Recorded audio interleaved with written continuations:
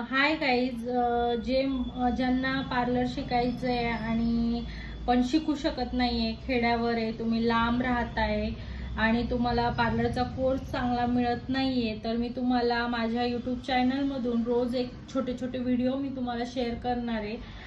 कशी स्टार्टिंग करायची आहे पार्लरच्या कोर्सला.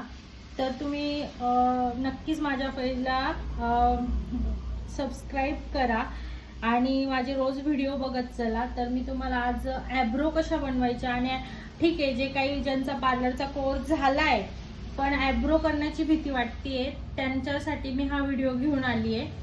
तर तुम्ही आता बघा, तर ॲब्रो स्टार्ट करण्याच्या आधी मी तुम्हाला सांगते, थ्रेडचं नॉलेज देते. तर असा हर्बल थ्रेड तुम्ही ॲब्रोसाठी वापरायचा आहे. हा 40 नंबरचा थ्रेड आहे. हा अगदी सॉफ्ट थ्रेड आहे, याच्याने स्किन कट नाही होत किंवा काही होत नाही. तर असा थ्रेड तुम्ही ॲब्रोसाठी यूज करायचा आहे. दुसरी गोष्ट, ॲब्रो समजून घ्यायची आहे. क्लायंट कम्युनिकेशन खूप इम्पॉर्टंट आहे कुठलंही काम करताना. त्याच्यामुळे ॲब्रोला बरेच क्लायंट येतात आणि वेगवेगळ्या शेपचे ॲब्रो त्यांनी बघितलेले असतात आणि क्लायंट आपल्याला सांगत असतात की आम्हाला अशा अशा शेपमध्ये ॲब्रो करा किंवा अँगुलर शेप द्या.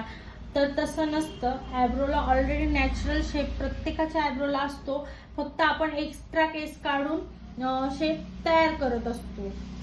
त्याच्यामुळे क्लायंटशी कम्युनिकेशन खूप इम्पॉर्टंट आहे. तुम्ही कम्युनिकेशन आधी केलेलं असेल, तुमचं संभाषण जर झालेलं असेल, तर क्लायंट तुम्हाला ब्लेम करू शकत नाही की माझी ॲब्रो अशी होती आणि आता तुम्ही अशी केली. त्याच्यामुळे क्लायंटला आधी ॲब्रो दाखवून द्यायची की तुमचा शेप असा नाही असा आहे, ह्या शेप तुमच्या शेप तुम्हाला हे माहिती पाहिजे. तुम्हाला मी पुढच्या व्हिडिओमध्ये ॲब्रोचे किती शेप असतात आणि कसे कसे असतात हे पण मी तुम्हाला सांगणार आहे. आणि जर तुम्हाला हे माहिती करून घ्यायचं असेल तर तुम्ही माझ्या व्हिडिओ कंटिन्यू करा, हे पण सांगणार आहे. पण आजच्या व्हिडिओमध्ये मी तुम्हाला ॲब्रो कशा करायच्या फक्त हेच सांगणार आहे. तर ॲब्रोला क्लायंटशी कम्युनिकेशन झाल्यानंतर, ॲब्रोला स्टार्ट केल्यानंतर क्लायंटला इथे पकडायला लावायचे. पकड विद्या, हां इथे पकडायला लावायचे. इथे पकडल्यानंतर डोळा बंद कर.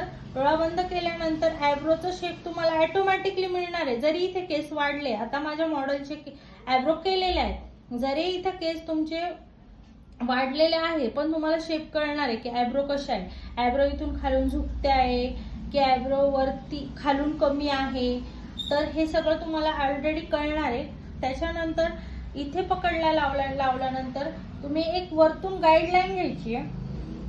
ॲब्रो करायला गाईडलाईन घ्यायची. गाईडलाईन घेताना थ्रेड क्रॉस ठेवायचा आहे, क्रॉस.